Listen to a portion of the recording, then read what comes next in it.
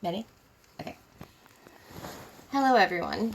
If you happen to not know me yet, I'm Bridget, self-proclaimed best friend of our knockout bride here, Natalie. Before I start inappropriately crying or laughing, there are some thank yous to be said. To Alex's mother and father, this beautiful wedding is possible because of you, and I know I speak for everyone when I say thank you for allowing this to come together and for giving Natalie and Alex the perfect send-off into marriage. To Natalie's parents, the love, the planning, the patience, and time you put into this is truly amazing. Thank you so much for everything you've done and for raising a pretty decent girl.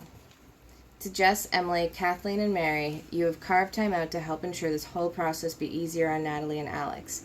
You've each done so much, and I can safely say now, we pulled it off. Natalie, you are so amazing, beautiful, and perfect in my eyes. I could go on and on about what a great person you are. Or I could try to embarrass you. Which option do you think I chose? So, believe it or not, Natalie and I weren't always so good with boys. In fact, we were so god-awful with boys that we got a little desperate sometimes. Rewind about 15 years back to the era of cassette players, blank tapes, and plug-in microphones. To boost our fragile egos and prepare us for real-life actual boys, we sat cross-legged on my bedroom floor, microphone in hand, and hit record on the tape player. We had a variety of talk shows we would record, but our favorite was some sort of call-in date program. We'd take turns being the single, desired woman while the other assumed the role of various eligible or not-so-eligible bachelors. It was a stepping stone for us to actually learn how to talk to members of the opposite sex. And without fail, we would always turn these made-up love interests down. I mean, we had standards. Of course, we both spent a whole lot of time fawning off fake boys, just waiting around for Aaron Carter to realize he was actually in love with us. And the whole Aaron Carter thing? No, I actually love you too much to elaborate on that extensive period of our lives. Anyways, then Natalie and I really matured. Matured so much, in fact, that along with our friend Mary, we wrote, directed, acted, and filmed a soap opera entitled Hours of Our Days. Only problem was we didn't know anyone to play the male roles in our daytime drama. We still hadn't quite mastered the art of carrying on a conversation with boys, or say hi, or even look at them. So our mom somehow forced our brothers to play our love interests. Natalie and I used to dream about our wedding days when we were younger. We of course promised each other the role of maid of honor.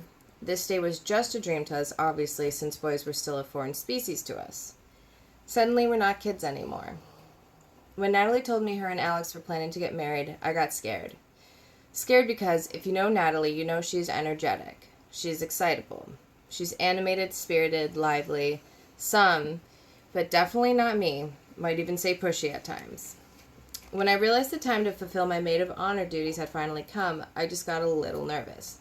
I pictured phone calls every hour to 2 hours, including in the middle of the night, when ideas about the wedding popped into her head.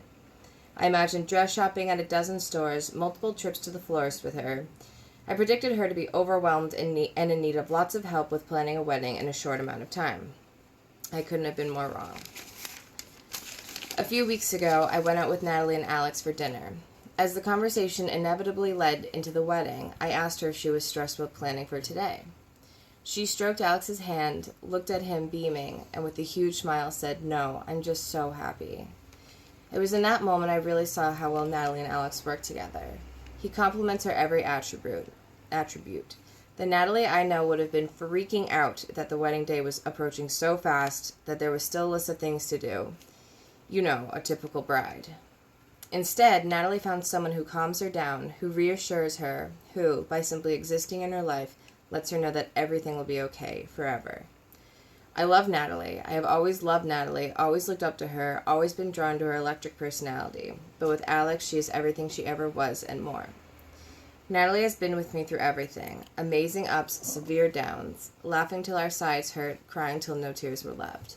She has been the perfect best friend for me. Seeing her so happy, so calm, so sure, makes me a really big fan of her new husband. Natalie, I've seen you on your worst day, and now I get to see you on your best day, and you have never been more beautiful than you are now. To Natalie finding the man of her dreams, and to Alex for making those dreams come true. I love you both. Cheers.